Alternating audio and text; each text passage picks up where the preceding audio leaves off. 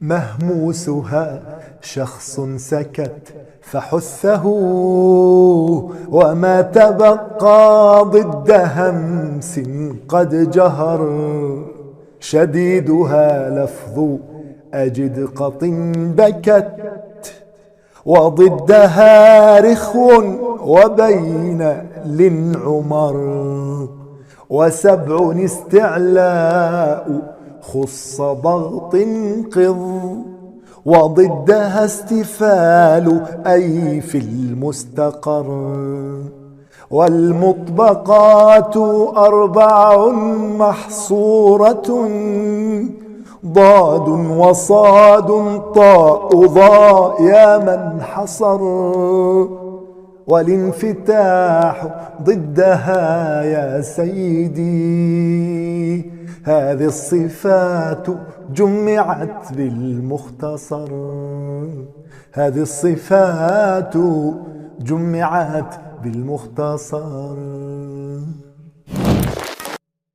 The definition of jahr is the ability to hear a word clear as a result of closure of the voice box and its vibration, and the blockage of a lot of the air you breathe. There are some of the letters, when you are pronouncing them, the voice box will vibrate, which makes the sound of the letter heavy. Also, it does not allow the air you breathe to move out through the voice box, or it allows a little of it to move out. Example of it is the letter lam. Place your hand on your neck and let's take a try. Say al, al, al.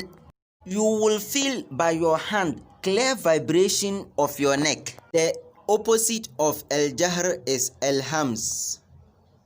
Al-hams is the softness of the sound of a letter when it is pronounced, which is as a result of the opening of the voice box and lack of vibration of the voice box and the smooth flow of a lot of your breath air. You will get some of the letters when they are being pronounced, there is a lot of air that follows the sound of that letter. For example, af, af, af, ash, ah. You will see that a lot of air would follow the letter when it is being pronounced. When you place your hand on your neck and repeat the same letters, af, ah, ash, you will not get any vibration in the voice box. Example of that is the letter shin when it is being pronounced. Ash, sh, ashidda. It is the enclosure of the flow of air at the time of pronunciation of a heavy letter as a result of the closure of the origin of the letter. These are the heavy letters. There are 7. Ajidu, qatin, bakat. So let's take a try of the letter Hamza. Ya, tun. Again, ya, tun. So you see that when we are pronouncing the letter Hamza, the voice box closed totally. The letter Jim, ad. The letter Dal, ad. Although the Dal is without qalqala, we will talk about qalqala later. You see that when you are pronouncing the letter Dal, the makhraj closed totally. Ad. The same apply to Qaf, Aq. The same apply to Ta, At. The same apply to Ba, Ab. The same apply to Kaf, At. The same apply to Ta, At. See that when you are pronouncing all these letters, their makhraj close totally when it is sakin. Let's take note, the heavy letters are made up of 2 groups. They are 1. Shadida Majhura. Shadida because the makhraj closes totally. Majhura because the voice box vibrates when they are being pronounced. And they are Qutub Jadin and Hamza. That means Huruf al-Shidda is made up of Huruf al-Qalqala and Hamza. The remaining 2 letters of Huruf al-Shidda, they makes up a second group known as Shadida Mahmusa. Shadida because the makhraj closes totally.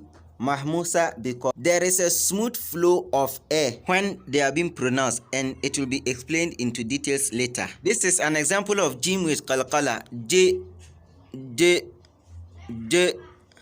You see that at the beginning of the pronunciation of the letter, the makhraj closes totally, but when you are releasing the tongue, the air flows out smoothly. This is the same rule that applies to any word that is shadid al-majhur. If you look at the pronunciation of the letter kaf, you find out that the first part of the pronunciation is produced when the middle or the ending of the tongue rises and touches the upper palate. So the second part of the pronunciation of the letter kaf is produced when the tongue is released. So the releasing of the tongue will produce a smooth sound. So the shidda takes the first part and then the rekhwa take the second part. So ak, ak. So you see the first part and the second part. So the second part of the kaf, it is compulsory for you to bring it. If you don't bring it, that sound, if you don't bring that sound, you didn't pronounce the kaf very well. It is a must for you to bring that part. So ak, qul ya ayyuhal kafirun. So you have to hear that sound. A kaf without the second part is called al-kaf as-samma. The same applies to ta. The tongue touches the upper palate, followed by the smooth flow of air as a result of the release of the tongue. So so you have to release the tongue and make sure that immediately you release the tongue, don't let it come down and touch the teeth. That in that case you pronounce sin at. So you see that you pronounce sin, not ta. So you have added the pronunciation of sin to the pronunciation of ta. But the correct pronunciation should be at, not at, not at. It should be at. So example saying kuwirat. So you see that you immediately after pronouncing the ta, you pronounce sin. But the correct way should be kuwirat. So so the tongue should wait a little bit before it goes down to touch the teeth. Ar-rekhwa is the opposite of ashidda. So ar-rekhwa is the full flow of your breath when you are pronouncing a letter of ar-rekhwa through the makhraj. Nothing blocks the air from moving out. Even if there is something, that thing should be small. It should block small and leave the rest. Thus, the largest portion of the air should be released, even if something is to block it. Shin is produced from the middle of the tongue, and there is no vibration of the throat. Shh. Ash. Ash. Have you seen the smooth flow of the air represented in the picture by the light white color? For the same thing in fa, af, the same thing in ha, ah, the same thing in tho, az, the same thing in za, az. The same thing happens in the rest of the hurufu al-rekhwa. Al-baniya is a sifa that is between the rekhwa and the shidda. So if you look at the kalimatul lam, you see that the makhraj, when it reaches the tongue, it separates in such a way that it doesn't closes totally and it doesn't opens totally for the air to move out totally. So there is a partial flow of the air. So let's look at the kalimatul ra. If you look at kalimatul ra, you see that there is some part of the tongue in which the air will pass to go out. So you see that part, the air will pass there to go out. That tells you that some part of the tongue is closed and some part of the tongue is released. So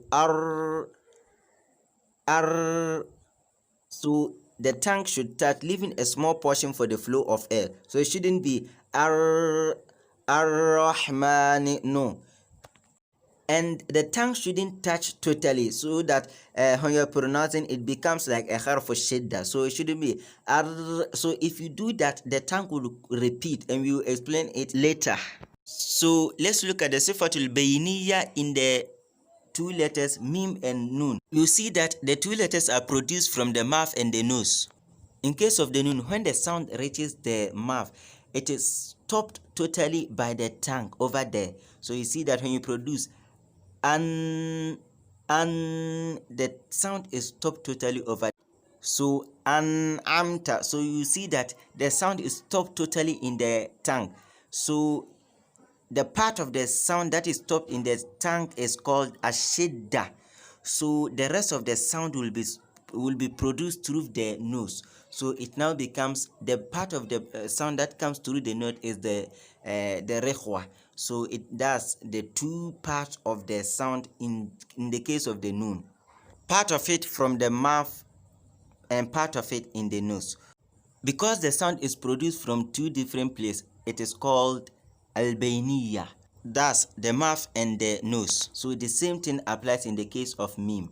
So let's move to the letter ain. So you see that the sound of the letter ain is produced when the epiglottis moves backwards. So let's look at example.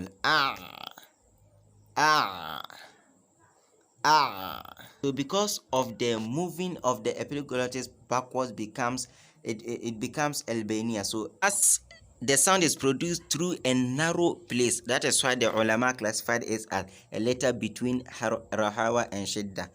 The length of the pronunciation of a letter that is mutaharrik is the same. So that is, when you're pronouncing a letter that is madmum, is the same as a letter that is maksur, and is the same as a letter that is maftuh. No matter the type of the letter you are pronouncing, whether it is shidda, whether it is bayniya, or whether it is rahawa. For example, kutiba, the length of ku is the same as the length of t, and it is also the same as the length of ba. Also ya'idukum,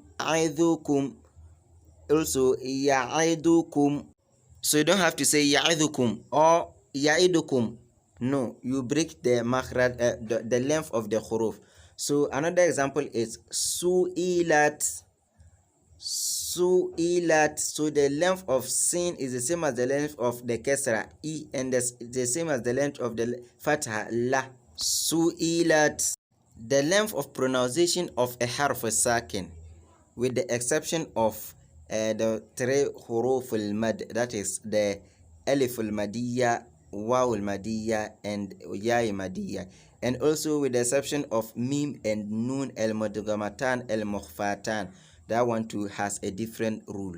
With the exception of that, the length of pronunciation of any letter that is a sakin depends on the type. For example, yastabshirun. So you see that in this, the sin, which is a harf al-rikhwa, and then a ba, which is a harf al-qalqala, and nun, which is a harf al-bayniya. Yastabshirun. So we found out that the shortest one in the length of its pronunciation is the letter ba. So ab, ba, ab, because it is a harf shidda, followed by the nun at the end of the word. Yastabshirun, run, an, because it is a harf al-bayniya. And the longest one is the harf sin. Yastabshirun. So you see, because it is a harf al-rikhwa, it is the longest in length. So we come to al-isti'la, the rise of the sound from the letters of isti'la, which are doctrine qidh. Example, kha, sa, da, gha, ta, qa, dha. The rest of the letters are musta'il. For example, ma, da, sa, a, ka. In these letters, the sound doesn't move to the upper palate, it moves straight to the outer part of the mouth, move outside the mouth. In al-itbaq, for that one, the sound moves straight from the tongue to the upper palate. So the sound moves straight in between the tongue and the upper palate. For example, harf dha, dha. So you see that the tongues move straight, the sound moves straight from the tongue to the upper palate. So the fact that all the sound moves straight from the tongue to the upper palate, the ulama call it al-itbaq. So they are these four letters. They are the following: as, ad, at, al. For al-infitah, For that one, it is the act of the air moving a little bit down. So for the al-infita, the air doesn't move straight to the upper palate. So if you look at these three pictures, so you see that the one at the extreme right, that one is huruful musta'il. That is the one in the middle is al-munfatih al-musta'il, munfatih al-musta'il. So they have three letters. So their three letters are of, kho, and ghain. So this makes up 7. So the rest of the Arabic letters makes up the one at the extreme right. So that is munfatih mustafil.